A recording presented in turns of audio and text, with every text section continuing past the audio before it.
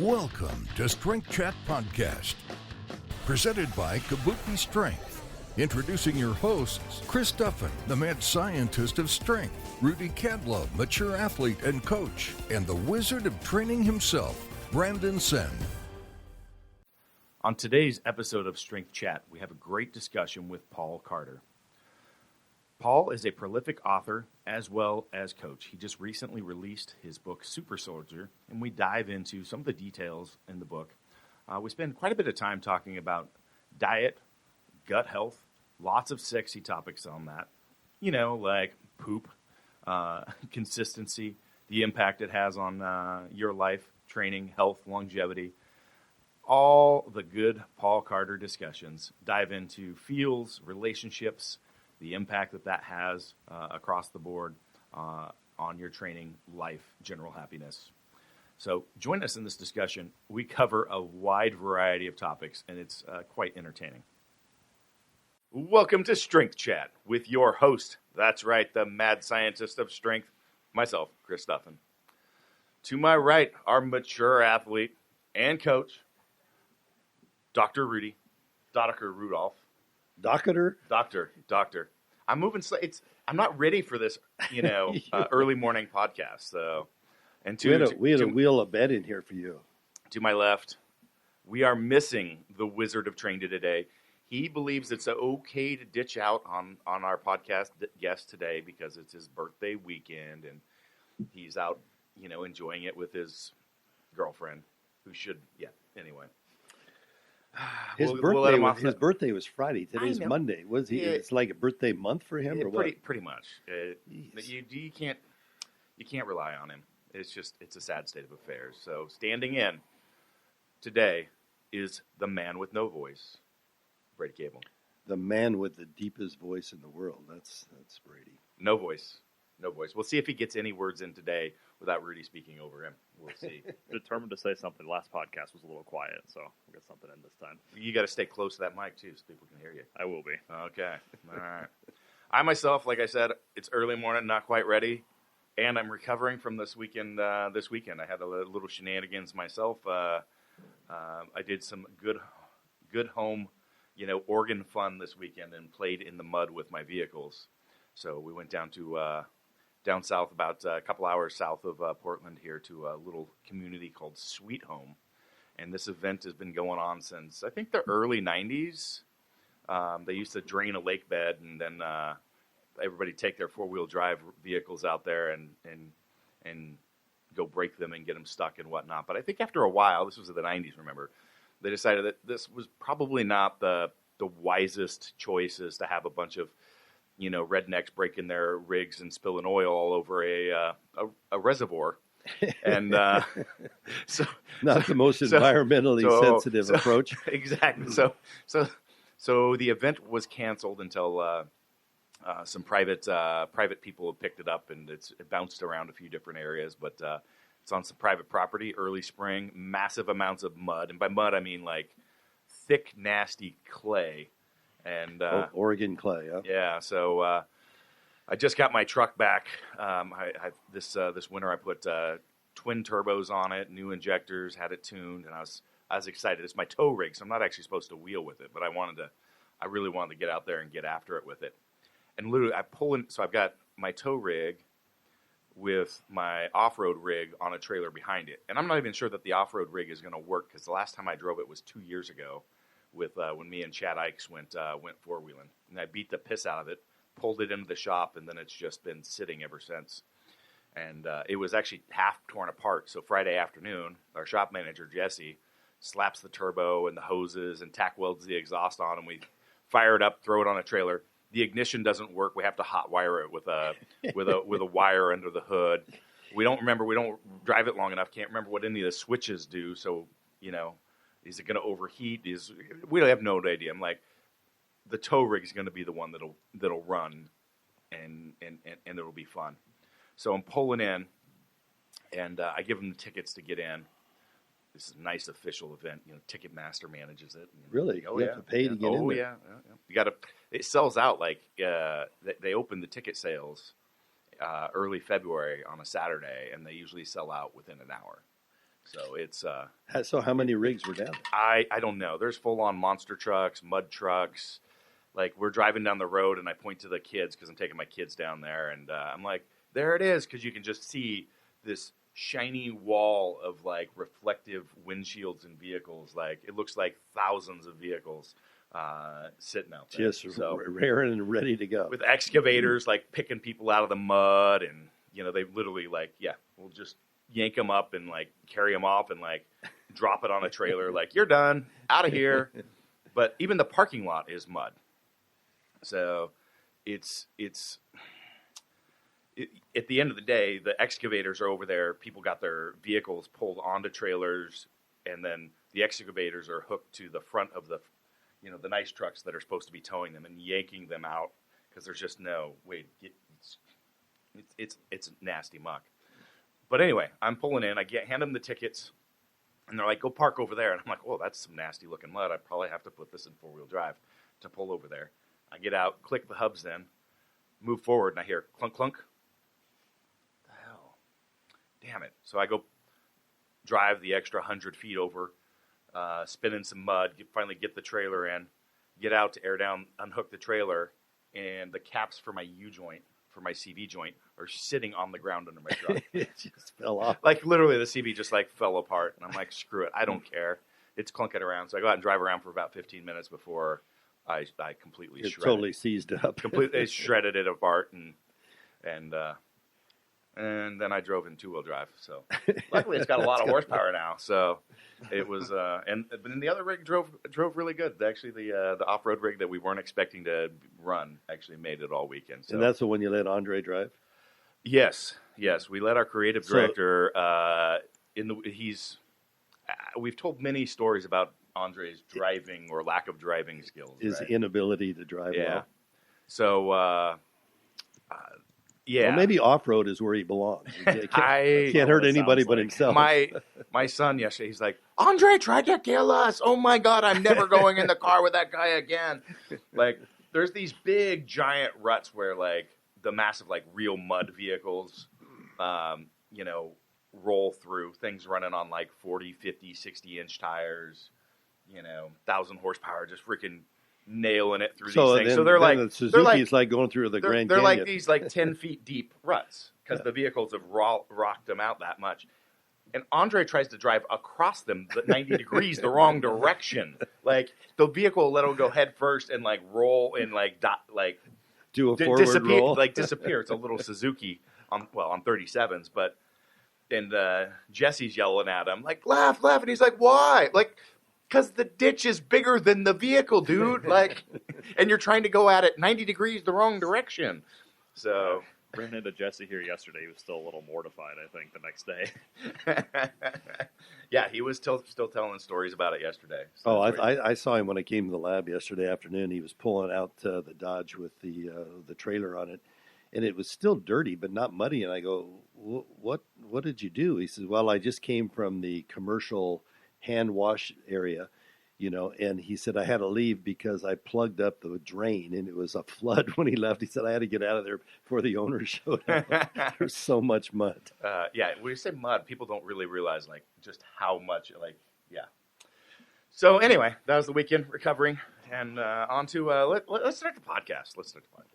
Is that what we're here for today? Yeah, we are here to podcast, yeah. And today, we have on a good friend of mine. He is another man who was an ex-corporate guy who decided to chase his passion and in the fitness and strength and conditioning world, Mr. Paul Carter. He's owner of Lift, Run, Bang, and a pretty prolific writer on T Nation, as well as his own site. Published a number of books as well. Paul has been an athlete himself, both doing powerlifting and bodybuilding, but is primarily in the coaching world today, if I'm not mistaken, working with a lot of people in the bodybuilding prep, but also across a lot of different disciplines. So I really enjoy spending time talking with Paul because he has again, not necessarily one area of discipline that he approaches. He works with athletes from a lot of different perspectives, And Paul could probably correct me if I'm wrong on this, but my take is that he has a very kind of longer-term, sustainable approach to training, health, longevity, those sorts of things, which I think is really good and powerful in this world, because we see so many people out there that they can get you ready for the next show, and then after that, you may not even train anymore because you hate life and you don't want to see a gym. Really looking forward to that. Paul and I also spend quite a bit of time. He's one of the guys that I actually turn to when I need some life advice or things are happening, because Paul loves to share his thoughts on life, relationships, and all sorts of other non-meathead topics, because Paul has all the feels. He has all the feels. I have all the feels. He has all the feels. So, welcome to the show, Paul. Did I miss anything in the intro I just made up? So No, that was absolutely great, and I'm just glad to be here to kind of shoot the breeze with you guys and see where this takes us. Excellent. Appreciate you getting out of bed, or are you out of bed yet? No, I'm still in bed. This is my office. This is where I do pretty much all my work from here, and the only time that I get up is to get the kids and do stuff with them, go to the gym and the tanning bed, because you got to be tan if you're going to be jacked and tan. Well, if you're going to live in Kansas City, you got to have some. You got to get some sun somewhere. Well, you guys should know that, being up on that the northwest part of the country, there's not a whole lot of sunshine. Yeah, it's white and pasty till we go to Mexico, for sure. Exactly. Till we go to Mexico. Yeah, you're the one going to Mexico. Yeah, I'm going to Mexico. Yeah. Well, you might not be able to get back in the country if you left. Why is that? Well, you might look like a terrorist with your hoodie and your beard on and all that. Oh, yeah, okay.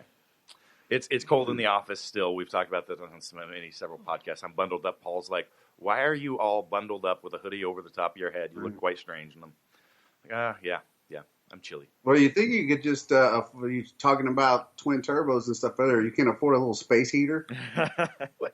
That's for it's over in the office actually right now. We could put it in here, but then they made more than one, I promise. Yeah, we've had a little we've had a little leak issue here, so space heater might not do too well in this room because there's no lid in the room. Air just escapes into the. So what's going on with the roof? You guys just don't have a ceiling; it's just open to the air. No, there's just a few missing ceiling tiles. They got to do a new roof, but they're not doing it till the spring. When it's not like raining every day. Right. So we've got some small leaks that have come through, and they took out a few ceiling tiles, and it really doesn't make sense to fix it right now until we get the roof fixed, which we can't get the roof fixed until quits raining, which will be July 5th. Yeah, that's kind of been a story in itself. We've had the guys come out here to try and patch the roof about 20 times now, but they can't seem to get the one that's right over this room. It's an ever-present leak, or on Rudy's desk. Yeah. Well, right. So, well, Jack is super manly. Just get him to come in on podcast days and build a fire. I think he'd probably enjoy that. Yeah. So you just released a book, Super Soldier. Can you tell us about that? Yeah. So I think I've written, I don't know how many books it is now, maybe 5 or whatever. And every time that I write one, I go, that's it. Because it's always an undertaking. I'm like, I'm not going to write another one again. And about a year later, I'll be like, well, I really want to write something. But this kind of happened a little bit more. Like when I wrote the Maximum Muscle Bible with Christian, that was something kind of he and I talked about and planned going into. And that was a real undertaking. It took about 9 months. The past few years, ever since, are you officially retired from powerlifting too? Essentially. Pretty much. Yeah. So I think we retired at the same time, right? Pretty close. Yeah, pretty close. Yep. Yeah. And after I retired from powerlifting, then I went in and did bodybuilding, and you kind of hit on it there. It's like after I did the bodybuilding show, you and I both, we've been doing this long enough to where there's a little bit more, I don't know if it is with you, but it became, for me, training became a little more instinctual, right? Like you go in, you're like, you kind of have an idea what you're going to do for the day, but there's a lot of auto-regulation that goes on. Yeah, very much so.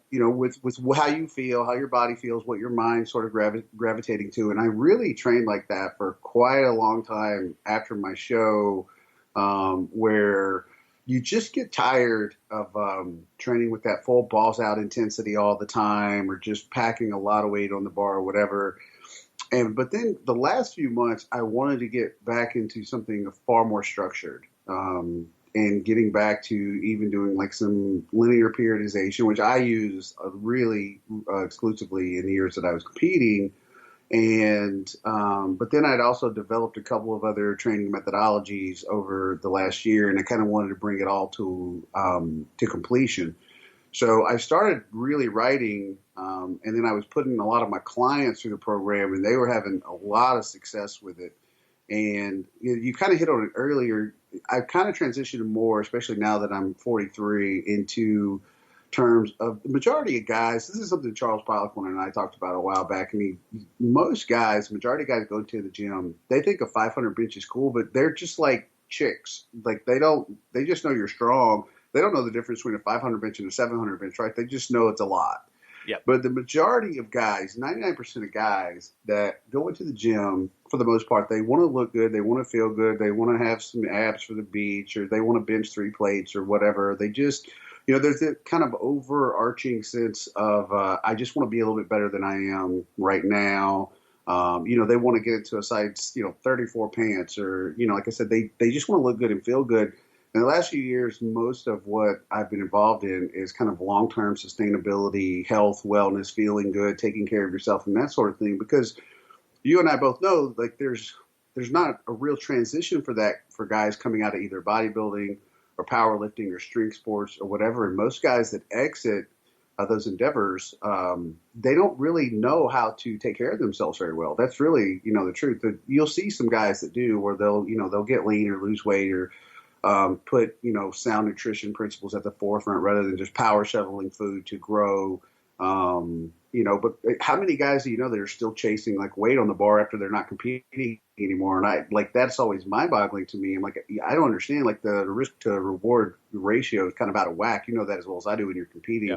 How often you push up against that injury potential ceiling. Bless you. So, that's kind of been my transition into this. So I started kind of putting all that together for the Super Soldier protocol, and I wanted to encompass everything from reducing inflammation, which that was something the last few years I've read a lot about, and it's low grade chronic inflammation is essentially tied back to virtually every major disease that we're battling today in some form or fashion. And, things like gut health, which is usually overlooked.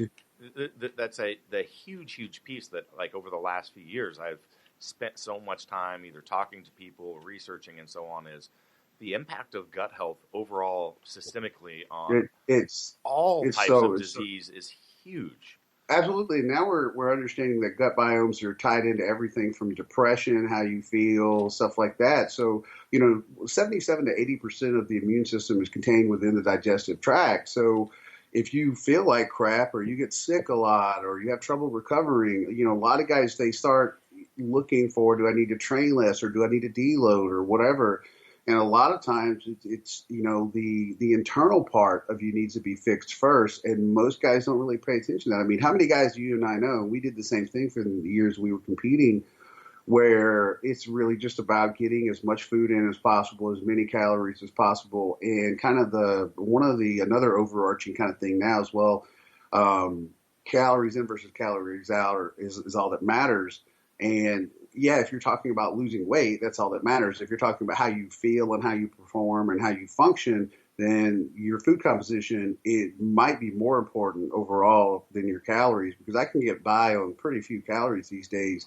But I've experimented a lot in the last year with different food compositions as far as what I'm eating on an everyday basis. And it matters very greatly in terms of how you feel, how you recover. You can this has been my own anecdotal results, my N1, plus with a lot of clients that I've worked with, is that you can often get by, feel better, and perform better on fewer calories, but when they're coming from whole, really nutrient-dense food sources, than a lot of calories that are coming from hyper-palatable food sources that are overly processed and that sort of thing, because you kind of feel like shit when you're eating like that.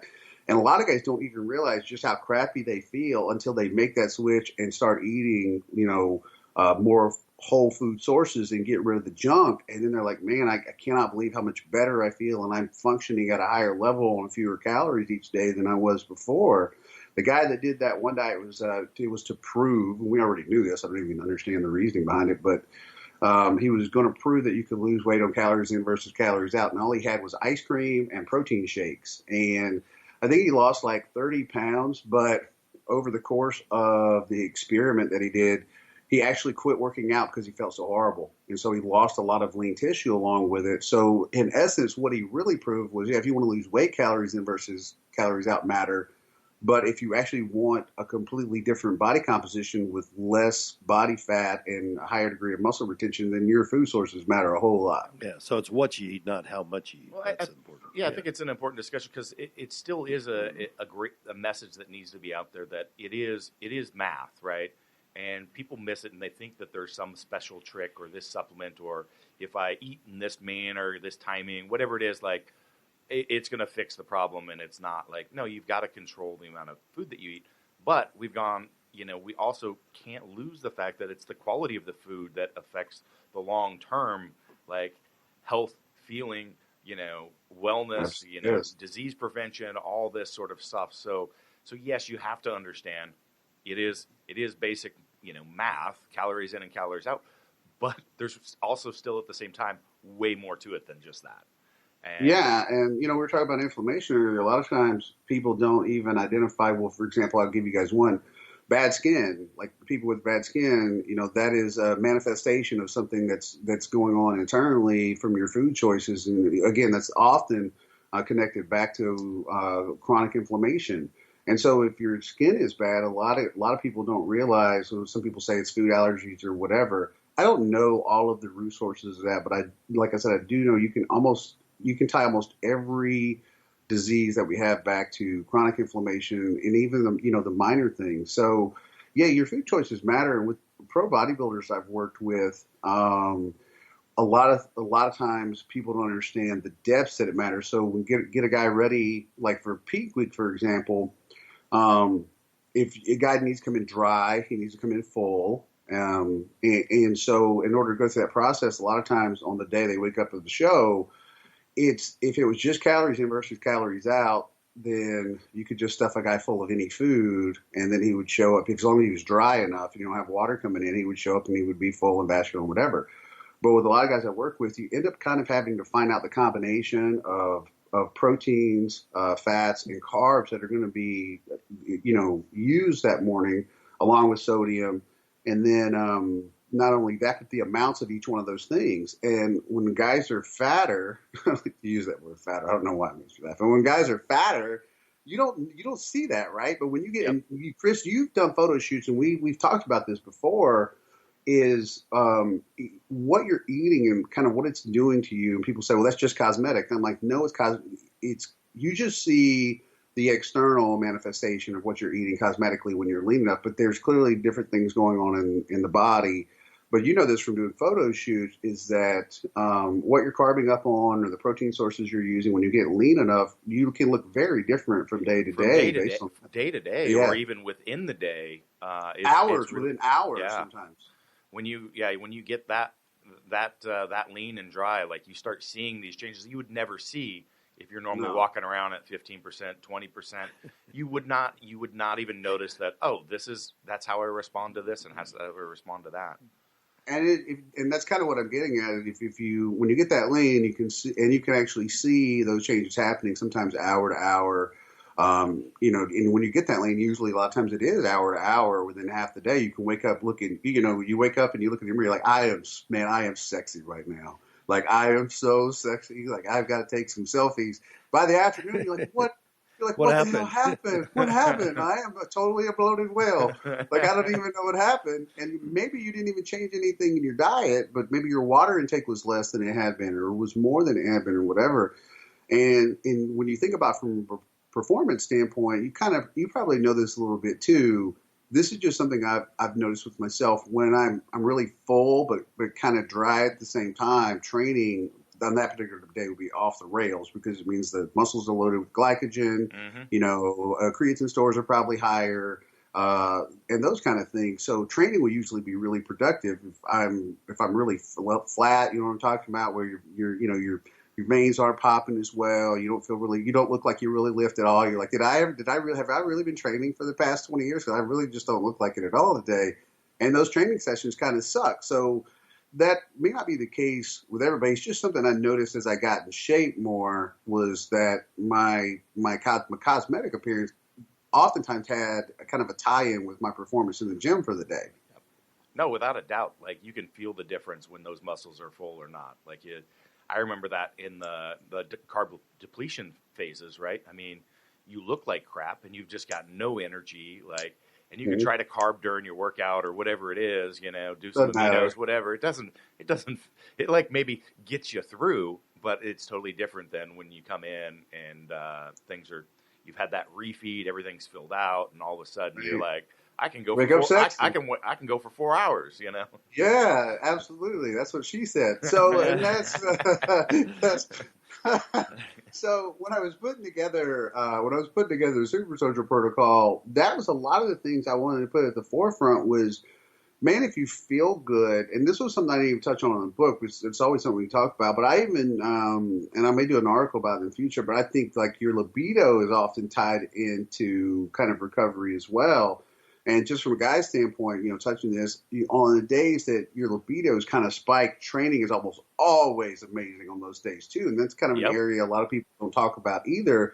When you don't have any sex drive, and it doesn't matter if you're on gear or off gear or whatever. I was not completely natural for 20 years, but during the times when your libido is high, training tends to be really, really strong during those times as well.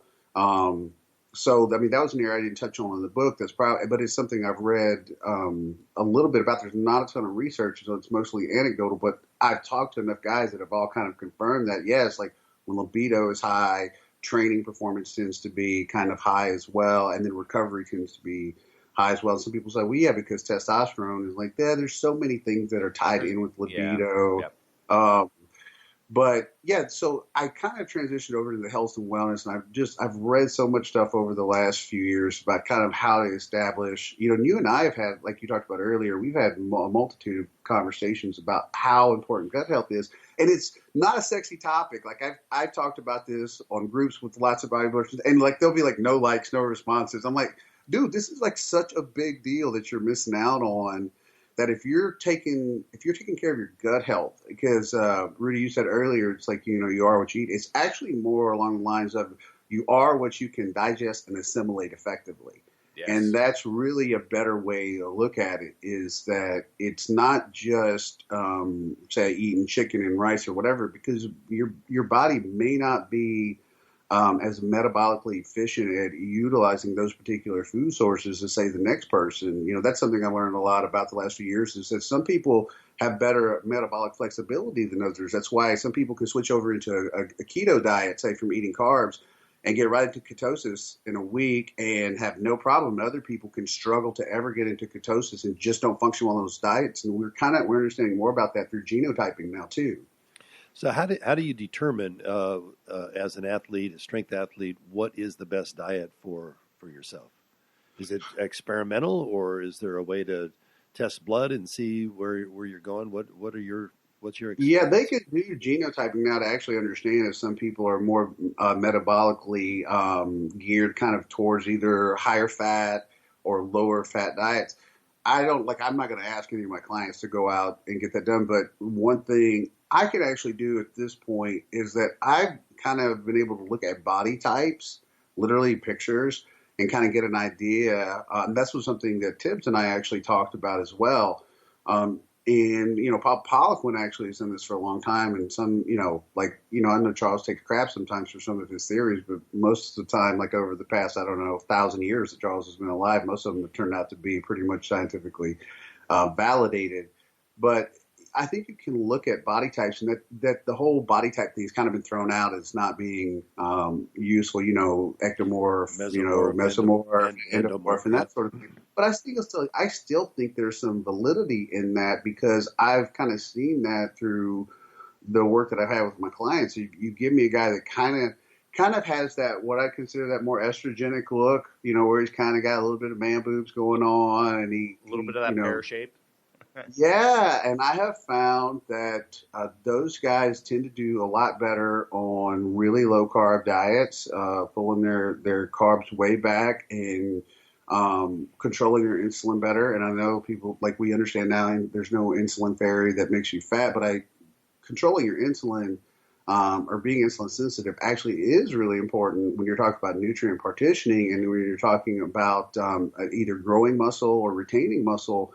Because every time that you spike your insulin, you shut down lipolysis. So you take a guy like that who really struggles to get rid of fat, and I've just found pretty consistently, even when you're talking about caloric intake, they just seem to respond a little better to lower carb diets with a little bit more fat and really pounding the protein. You give me a guy that's naturally leaner, and those guys almost always respond really well to high carb, moderate protein, and lower fat with more feedings. And a lot of this stuff people call bro science, but you know what? There's a lot of bro science that's turned out to be true. And I think there's a lot of things, really great coaches, I heard this a few years ago, are usually about 10 years ahead of the curve on what we find out through science. So for a pure mesomorph like myself, what would you say I should be doing then? Just don't eat. Stay away from any food kind of product at all. I mean, for a guy like, and that's the thing, Rudy, because you're probably closing in on 92 or 93 years old. 117. 117. So no, 68. 68 to be 68. honest. Yeah. So one of the things I've consistently that I've adopted in the last couple of years is doing a lot of intermittent fasting. And my blood work the past since I've done that was the only thing I changed is the best it's been in 10 years every time since I started doing the intermittent fasting. And there's so many guys that are afraid of that. Now. When I did it for 5 years and I wrote about it and I took so much flack from it. I remember right, you did. I totally forgot about that. I spent I did the Warrior Diet. I did Martin Berkhan's 16-8, which was actually I found to be the best. Yes, that's the one I did. Did some Eat Stop, kind of like bigger piece. I did it for 5-6 years, and even every time I did a prep for photo shoots, the final phase that I'd always revert back to it, even though whoever was my diet coach at the time would say, you're going to be burnt. Like, don't do it. That's the worst thing. You need to feed every 2 hours. And I'm like, This works for me. Like, and I feel good. Training feels good. Like, and it's a great way to do it. And actually Martin is just finishing his most recent book, and he's going to be on the podcast after that comes out. But that's all. Lean Gains is it's a good resource, and absolutely. And what's funny is back in the day, before I really got on board with reading about the science that proves that it's valid, I think I probably totally shit all over Martin, and I think he took a lot of shit from people online. But it's kind of funny now; he's really being validated through all the research that's coming out. Do I think that it's a good approach if you're trying to grow? No, I don't. No, that's why I quit doing it, because I was walking around. That was when I was walking around at 220, 230, 215, like all the time, trying to be as strong and as lean as I could, actually staying in those classes. And then I decided to bulk up and fill out, and I couldn't do it on it. So that's the thing. It's one of the things that my last T-Nation article was actually about the 16-8 fast, and I tell people it's not a magic bullet for fat loss. If you're consuming 3,000 calories, from say 8 a.m. to 10 p.m., it's still 3,000 calories if you're using a 16-8 window. So my window is usually 2 p.m. to 10 p.m. That's the window that I usually eat in. So it's still going to be 3,000 calories over that 24-hour period. But when you start talking about all of the other really great effects that you get from it, like the autophagy that you get from having insulin low for a long period of time, keeping blood glucose under control and those kind of things, it just has so many other things. I don't do fasting for fat loss, because I can still gain weight because we can eat. I mean, if there's one thing you learned over all these years about pounding food, how to eat. Like I can gain weight in 17 minutes. So 8 hours is plenty of time for me to gain weight. So it's not a magic bullet for fat loss, but the mental acuity difference I've found, and Chris, you probably noticed this in the years you were fasting. The longer you go in a fast, the more mental acuity you actually attained, right? Oh, people think they're like, oh, you must, not be thinking clearly. Your energy must be low. Like, no, it's actually exactly the opposite. Right? I found that it was actually better for my like productive career, like doing because during the day I was on point, And, absolutely. And part of it, I believe, is connected to the survival mechanism. And if you're looking at an evolutionary standpoint, that would make sense, right? Because the hunter-gatherer thing, if you're out trying to find food and your ass hasn't eaten for the last 20 hours, you do have a little bit of a bump in growth hormone that happens through the fasting too. Now, it's not a lot, but it's a survival mechanism response. And the mental acuity, I believe, is probably part of that as well to help you more perceptive about your surroundings. And the energy is really off the hook, to be honest. Mm-hmm. And that's the other things. Like I train fasted now. I tend to break my fast about 15 minutes before I'll start drinking some cyclic dextrin. Mm-hmm. And with it's usually plasma from Biotest. And I've used tons of different kinds. It's the best one that I've found. And so the other cool thing about that is you go in and you basically had low insulin levels for, you're looking at by then, it's usually 16 hours. So you get that little bump in insulin, everything gets pushed right into the cell as you're training, you turn on, muscle protein synthesis through training, through leucine coming in. And so you really set yourself up, I think, if you do it that way, that you can retain muscle pretty much at a super high level, pushing your carbs, the majority of your carbs. And I think you did it that way too, right? All your carbs post-training. Yep. And then the rest of the time you're just eating, I just eat like protein and vegetables. And it's so sustainable for me. And then if I want to have sushi or cheat or whatever, I just kind of do it when I want to. And I managed to stay at a pretty decent conditioning level year round. But it was really my blood work years ago when I decided to get my fat ass in shape. And I wanted to take care of myself and my kids. But then even after that, when the weight come off, all my blood markers improved, but it still wasn't where I wanted to be. And fasting was kind of that last step that I implemented that kind of got me to that next level.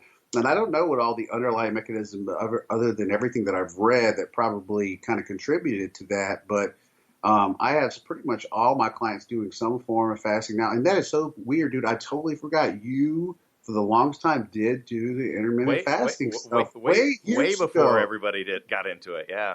Yeah, it was, over 10 years ago is when I started, like around 07-ish or something like that. Yeah, I forgot that you were doing that because I remember thinking it at the time. And as I recall, you didn't sleep as much during the day back in the No, I didn't. I didn't nap during the day back then either, like I do now. So now that was the other thing that I had insomnia for pretty much my whole life, and it was strange. That was kind of, I felt like a side effect that happened with that too. Was that my sleep improved. Now I get up at like 4:30 or 5. By the time 10 o'clock rolls around at night, I'm ready for bed. Well, we had a interesting podcast with Dr. Stasha Gomanek. If you get a chance, you should listen to it.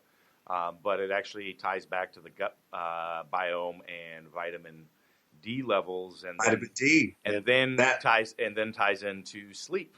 And that's crazy, right? Those are three things most guys and vitamin D is in the super soldier protocol, and the majority of the population is vitamin D deficient, and that's another thing. It's and even if they're not deficient, Dr. Sasha's saying that you should be in the 60 to 80 range, even though the minimum is like 30 or 40. But recommend getting over that magic 60 number. So absolutely, and that's another thing I started supplementing every day with vitamin D. And a lot of people laugh is that it's also why I go to the tanning bed a little bit year round. I use the one that's got the strongest blocker of the UV rays. But like we don't get a lot of sunshine as people anymore. We're inside. Yep. That's exactly her point. Yep. Yeah, and people are so freaked out about skin cancer anymore, and I'm like, somehow for the thousands and thousands and thousands of years, like our ancestors worked outside for like 12 hours a day and people weren't falling over from skin cancer. Now, I'm not a doctor and I didn't stay at a Holiday Inn Express last night, but I just feel like that somehow we survived as a species for all these thousands and thousands and thousands of years outside in the sun. And now it's people. now we have all these other health issues because of that deficiency, but we ignore that instead of. Well, I suspect it's because we're intermittently in the sun, and so you go out and you're white and pasty, you get burned, and then you go back to not being in the sun and burning. But if you're out all the time, your skin builds up that tolerance and that tone and the color. And you just like exactly, and so that's it was all those little things like that I implemented. Like people, like I said, don't think about it. Vitamin D3, and it costs like $6, but it will it's make the a massive cheapest hormone that you can get. As Dr. Gromnick says, it is not a vitamin; it's actually a hormone that's essential. Yeah, and women especially, vitamin D deficiency, I believe has been linked directly like to breast cancer. And women especially should be supplementing with vitamin. It's just one of those things there's just no way you're going to get it unless you're really out in the sun a lot, or you're just going to supplement with it. And it's kind of one of those. It's kind of like along with sodium. There's these little things that a lot of people don't understand. Chris, you know this as I do from cut weight, all that kind of stuff. Sodium is magic when it comes to like pumps and performance and stuff like that. But people don't think about it, right? Actually, T Nation just posted a really good article this last week on sodium and the fallacies behind all the scientific. It's going to cause high blood pressure and the link, and it was actually it's completely invalidated, and the studies have now come out in like 2011 or 2012. What they didn't get into in that article was actually the benefits of it. It was just more of here's why the medical establishment was wrong, and because there was literally there was no scientific backing. No, and I haven't even read it yet. The only link that we have with excess sodium intake, or even just normal sodium intake, is people that already suffer from hypertension. And then any excess sodium can contribute to more hypertension. But for the rest of the population, you can pretty much pound sodium and you're going to be fine. So there was some anecdotal evidence, like earlier in the 1900s, very small, like a doctor talking about 6 of his patients in an observation. But then in the 70s, I think it was, the study that kind of drove all of it came out. But they were feeding rats 500 milligrams of sodium a day, which equates to about a pound of salt a day for a human being. So needless to say, the rats didn't do very well. Like if you did that as a human, like your kidneys are going to drop out, and like a whole lot of other stuff is going to go wrong. Like, maybe you got some high blood pressure, but that is not of just about so that was the study that drove all of that. It was like not even like ultra mega dosing of sodium.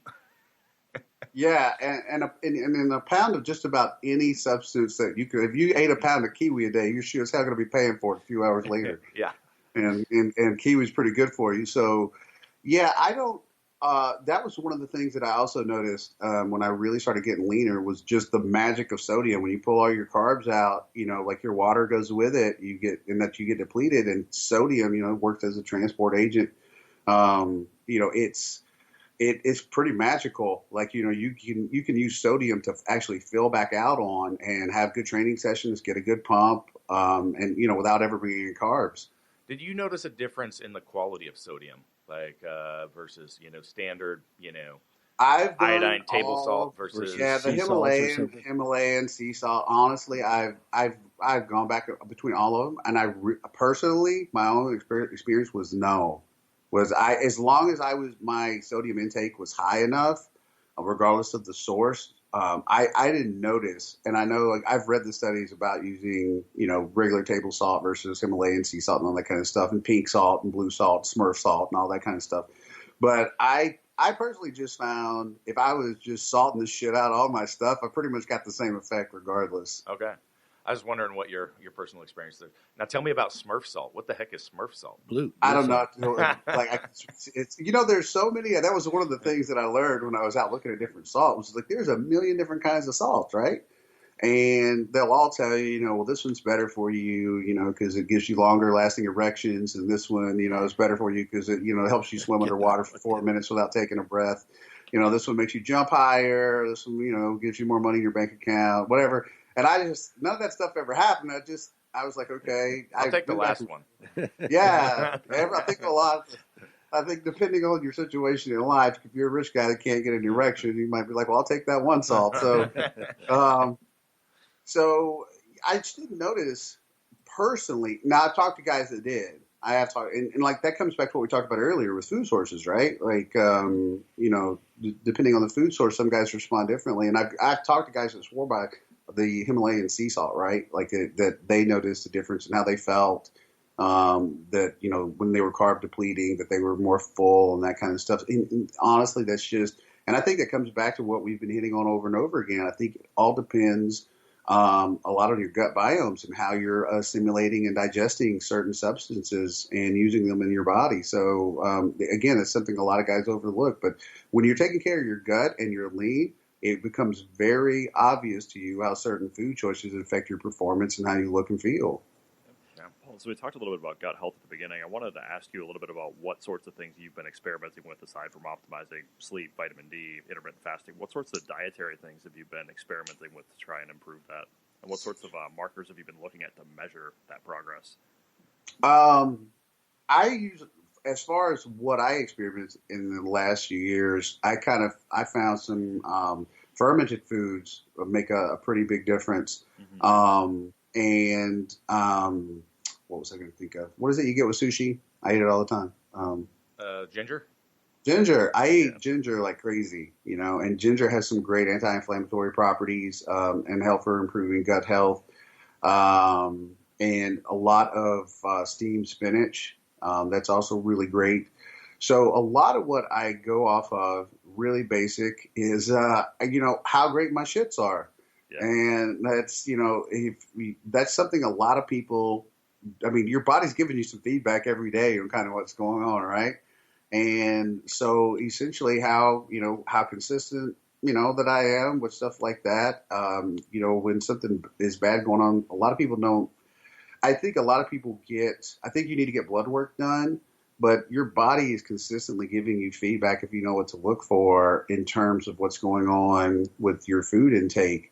And for me, it really just come back to my bowel movements and stuff like that. For quite a few years, I would have, and Chris, I don't know if you ever dealt with this, but when I was really power shoveling, I talked to a lot of guys that had this problem, get hemorrhoids a lot because you're consistently constipated or having problems and stuff like that. And I don't really ever, suffer from any of that kind of stuff. When you're fasting, you're pretty much never going to suffer from constipation if you're fasting. You probably don't remember that. It's been a while. I don't remember. Yeah. Yeah, but that was something I also noticed changed a lot, was just being more consistent in that kind of stuff. And then that was another thing, was that I noticed when my hydration wasn't on point. That's another thing a lot of guys don't realize. When your hydration is not on point, and you're not hydrating enough, you can be really constipated for sure. Dude, you get really constipated and have problems. And I would have times where I'd wake up in the middle of the night. I don't know if you guys ever had that. I'd wake up in the middle of the night, stomach just in knots, and I would have to go. But it would be one of those times where you got to go, but not a whole lot's going on. You know what I'm talking about? You feel like your intestines are going to explode into the toilet, and not a whole lot happens.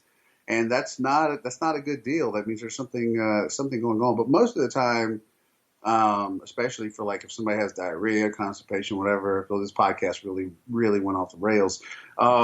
It's mostly related to whatever you ate a few hours before that. And so that's kind of some pretty instant feedback that I just kind of use with what's going on with me. So I tell people, actually, be cognizant of what your bowel movements are like. That's your body giving you feedback about what's going on, in your intestines. I'm 100% behind you on that one. I've got a very sensitive GI tract or bowels, and the changes there are reflected in everything else. And it is, like you said, you're looking for some consistency, some regularity, like there's a lot of stuff there that you can dial your diet in. One of the things that might help people if they're looking down the route of like testing different types of food or knowing what to try to remove from their diet to play with is to look at what's called a FODMAP to start with. Mm-hmm. And again, it's not like, everybody's the same, but it gives you a good map for things that can cause issues and like, oh, I've got a lot of this in my diet. Let's pop this, and this is actually a known, here's a series of stuff, and I can pop that out and see the change. And I'll give you an example. I mentioned, just making a joke about kiwi earlier. But I try to have a 1 kiwi a day. It's actually, if you go and look the research, kiwi kind of, people like to throw out that word superfood a lot, but kiwi actually kind of falls under something that could be kind of considered a true superfood. And it's not really popular, but it's something that will keep you very regular, and it's absolutely loaded with vitamins and minerals. And if it just sounds weird, but I'm just so in tune with this, if I don't have my kiwi for the day, I'm not quite as regular as I am on the days that I do have it. So that it's those little kind of things that you have to pay attention to. And fermented foods. At least half of our staff here, I think, eats sauerkraut. Unpasteurized sauerkraut, not just sauerkraut. Unpasteurized sauerkraut, exactly. yeah. On a daily basis, like it's just because it has such an effect. Like one person convinces the next person, and what a lot of guys don't realize, like I said, because it's not a sexy topic until they start implementing it, and then they're like, "Man, I feel so much better. My energy's off the charts. My performance is better. Like my body composition is improving." And because it's not one of those sexy, Instagram pictures of a big ass steak or the whole thing loaded full of sushi or whatever, but it should be really step one in everything you do nutritionally is taking care of your gut health. You and I had a sidebar conversation because it was about somebody else, and I won't say who, but we were talking about loading down your gut with like artificial sweeteners. Oh, okay, and you remember this conversation, yeah. right? Yeah. And it was like loading down your gut with like artificial sweeteners and stuff. And you're generally kind of on the same curve as I've been, about this stuff, because anytime we reconnect and talk, we've kind of always been looking into the same stuff. And that's just kind of one of the areas that I hit on. I try to push it a lot, but it's people don't respond to it a lot because it's not it's not squatting 1,000 pounds, and it's not eating a 27-ounce steak or whatever. I'm like, yeah, but this is something that you can put in that helps stave off the aging process. That'll help you train longer, feel better, like quality of life just improves. Yeah. And it's not like being super anal about it. Like, oh, if you have some pardon the pun, some artificial, I have artificial sweeteners. Yeah.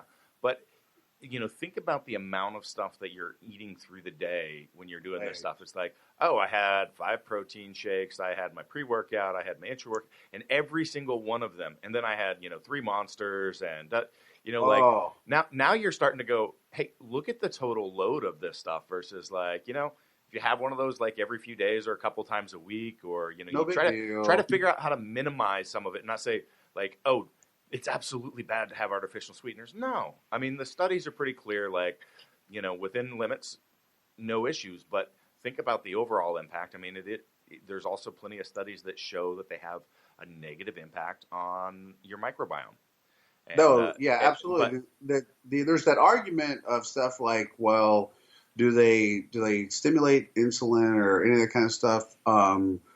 There was a study that came out that showed, I think it was like a 6-month study that showed the people who drank artificial sweeteners actually lost more weight. And I think it was because diet drinks tend to provide a satiating effect for like people with a sweet tooth, right? So it made it easier for those people to lose weight. However, on the flip side of that, it's like you said, most of that kind of stuff used in moderation, you'll be okay. But one of the things you just brought up was how many guys do you know, man, that drink like a case of Monster a day, and then on top of all their on top of all the protein shakes, like I have artificial sweeteners in my pre-workout, but my proteins are completely clean. I order them that it's like I look at like how can I minimize that.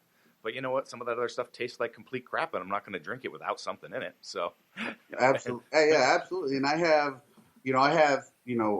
plasma going into training, which is cyclic dextrin, and then post training, I immediately get in like a whey isolate or something, but that's almost it for the day. Right. Like the rest of it's food all day. But without paying attention, people could be having 10 different things through the day loaded with them. And then they don't know why they feel like shit, or like we said earlier, why it is like day to day, like their bowel movements, or one day they're like crapping 4 times, the next day they didn't go at all, the next day they're constipated, the next day they have diarrhea. And I'm like, you've got to get, the internal parts, it's kind of like, you're into trucks and all that kind of stuff. So one of the things you got to do before you can go throwing a bunch of horsepower on is get the internal storage, right? Like that's got to be changed out so they can handle that horsepower. And even for guys that are like bulking, and I'll probably do a video on bulking soon, like I recommend them doing a day of probably total fasting, every 10 to 14 days, even during like a bulking phase, because it allows. So the difference, what are you balancing out from a homeostasis standpoint, from a nervous system standpoint is, in the autonomic nervous system, is the parasympathetic nervous system and the sympathetic nervous system. So one's your rest and digest, and the other one's your kind of your reward. Well, everything we know about mTOR now, consistently turning on mTOR, is also related back to cancer, back to declining health, to aging, accelerated aging, and that kind of stuff. How many times have you guys ever seen a bodybuilder that's 25 years old and looks like he's 47, right? This happens a lot. And so you need to have times where you turn that parasympathetic nervous system on so you can allow the body to rest, to digest, to come back down. And if you're consistently pounding food, all these things are kind of a cascading effect, right? Kind of like keystone habits where you make one change and there's 18 changes. And there's kind of cascading effects that come off of something as simple as fasting. And you say, like, well, I'm going to lose muscle. I'm like, no, you're not going to lose any muscle and you're not going to lose any strength. But what will probably happen is you're going to give your digestive system a whole day of rest. And then the next day you'll assimilate your nutrients better than you have been for these past few weeks where you're pounding food. We're getting close to the end of the podcast, but I just want to say something about the fasting, and even in the bulking fasting that you're talking about, that how I try to explain it to people. When we go into train, we're applying stress to the body, right? And then we get a response from that. And when we manage our diet for our body like 24/7, it never gets the chance to practice. We never get to stress it. And so that's, fasting is like taking that time away so that the body can practice using the hormonal responses, everything that it needs to manage that. And that's, I think, a good way to think about it. Like, how am I challenging that? I'm Absolutely. I'm baby, like, I got to manage my blood sugar levels and make sure I've got carbs at this all day long, every day. Well, your body never has a chance to practice managing that itself. Doesn't have to. No, that's right. So it's like, okay, you're absolutely right. So that's when a lot of guys end up finding they're not as insulin sensitive, is because the body's having to pound out, pancreas is pounding out insulin like all day long during like these bulking phases, right? Where calories are coming in. And then so nutrient partitioning is not as effective as it used to be. And that's when we talked about insulin sensitivity being important. And now, the body's got to secrete so much more insulin to move in the amount of nutrients they used to move in was so much less, right? So now you're working with an inefficient physiological environment and with whatever it is that you're trying to do. And it's like you said, kind of turning that off gives it a chance to go back into, okay, let me do this properly and efficiently again. And so if you don't have periods, and that's why guys fret over so much when it comes to this stuff. There was one study, and I linked this in my articles, where people fasted for more than 40 hours with absolutely no loss in muscle tissue. So they weren't eating anything for 40 hours. There was another study that was pretty cool, and I'll send this one to you, and it was over a 6-month span. There was one group of guys that trained consistently for 6 months, and another group that trained for 6 weeks on and 3 weeks off. And at the end of the 6 months, they were basically in the same place in terms of muscle growth and strength and performance.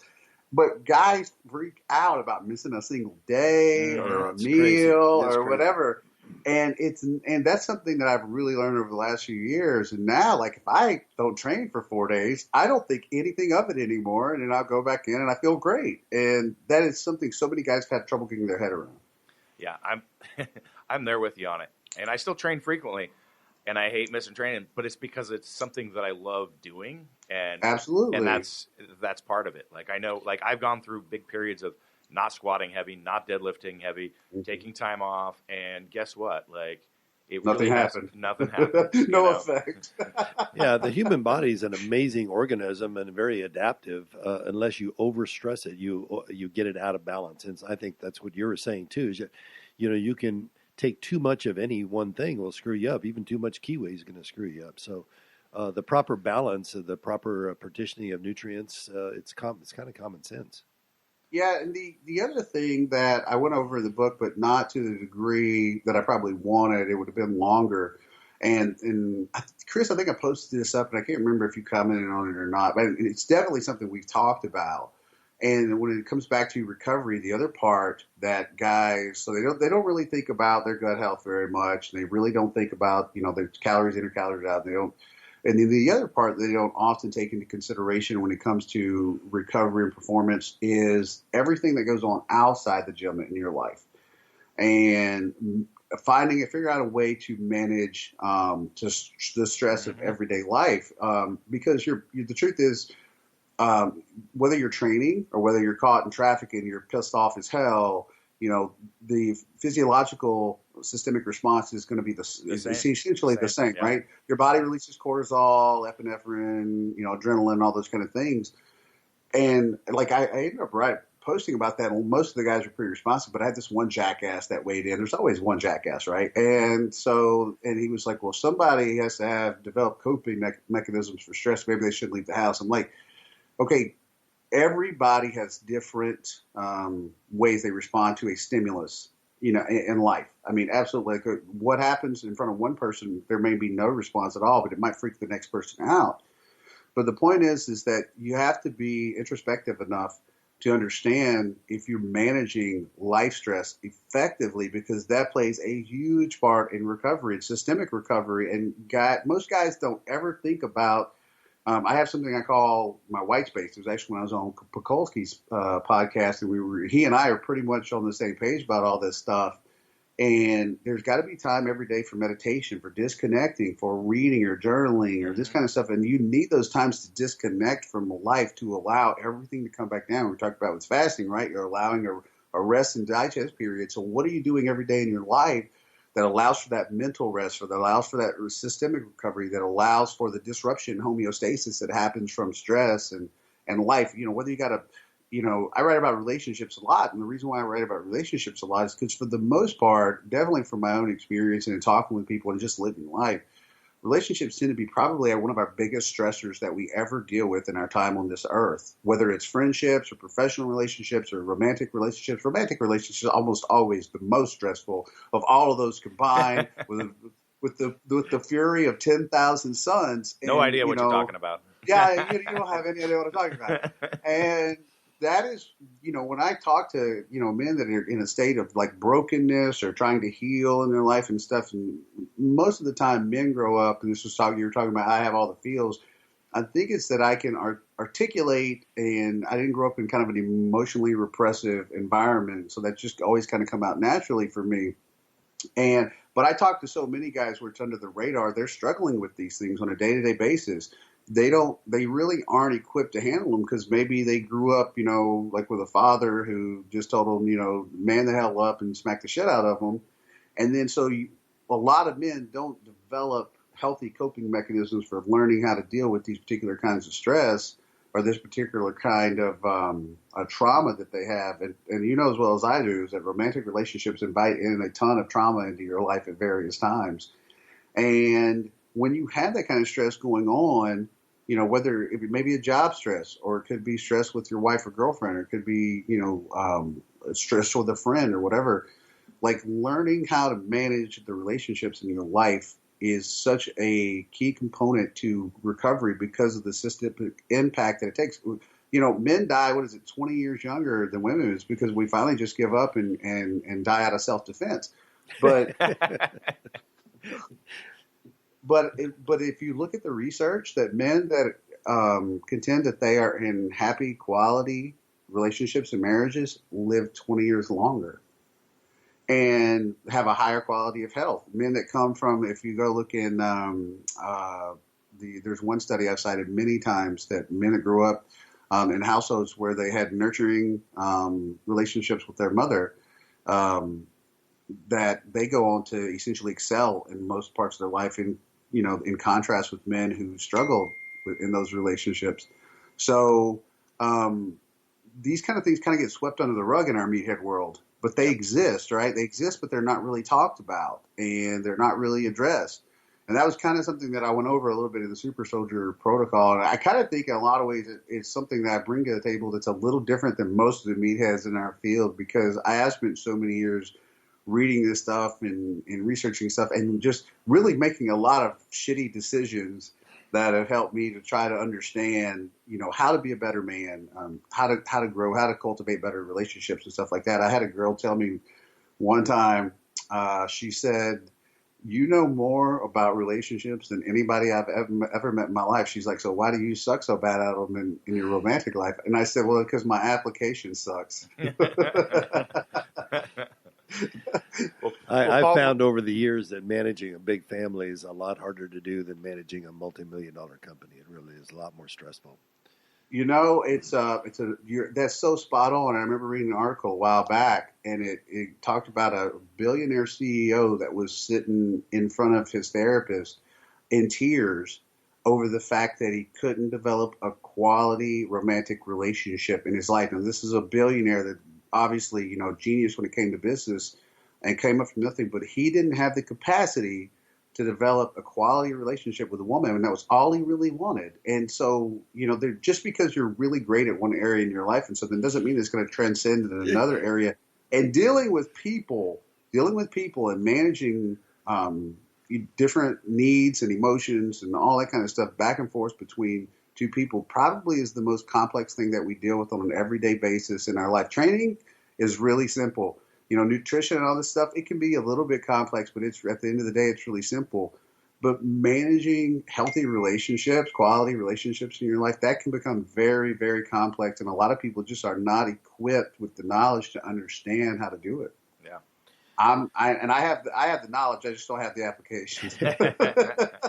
Well, we could wrap with you all day. We're actually 10 minutes over our normal time, but we could love to have you back again and just keep going with this conversation. It's great, Paul. Well, we should definitely have be you up on there.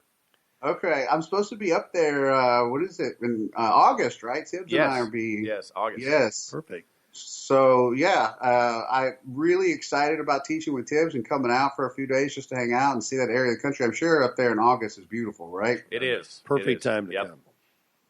We'll keep the sun out for you. So yeah. Well, I'm sure, knowing my luck, I'll come up there and it'll be like monsoon for the entire time, and you'll be like, "I swear, it's really beautiful up here at this time." I know how to bring the rain with me when I come. Yeah. So go ahead. I was going to say, where can people find more about you, and where can they follow you, find Super Soldier, all that sort of good stuff? Well, generally now it's kind of like with you. I think if you probably Google my name, you'll find me somewhere. Probably in a Grinder ad where somebody stole my picture or something for online male dating. That comes back to me about every month. But yeah, on Instagram, if you can find me on Lift Run Bang, I think I have to be the first Paul Carter that comes up on Facebook. Sure. Yeah, I haven't written on the blog as much anymore because of all the work that I'm doing with T Nation now, that I'm doing with bodybuilding.com, that I'm doing with all those guys. And honestly, I've been kind of wanting to transition the blog more into writing about the kind of stuff we were just talking about, and less about training, and everybody else is getting my training and nutrition stuff. So sure. I don't really, dude, I honestly hate social media. If I won the lottery tomorrow, the first thing I would do would be shut down all of my social media stuff, and I would go live off and never be bothered again. I don't think so. I still would I'd have to see my Paul Carter Facebook Reels posts. So I don't think those are ever going away. So I just stopped buying it. The book's called Super Soldier Protocol. Is that right? Right. Okay. Absolutely, yes. All right. Brady, do you want to wrap up for Brandon since he's not here? Yeah, I suppose so. Well, thanks for coming on, Paul. That was a lot of great discussion I didn't expect that we would get into. Gut health, sports cycle a little bit, feels, all of it. It was awesome. Thanks for coming on. All right. Yeah, appreciate it, guys. I'm glad we finally got to do this. We've been trying to get it done for months. Yeah, we'll definitely have to do a part 2. There was a lot of things we could have continued to go into, I think. I will look forward to seeing you in the summer. All right. Yes, absolutely. We'll come out there and Tibbs and I will crush it. All right. Sounds good. All right. Bye. Thanks, All Paul. right. Bye-bye.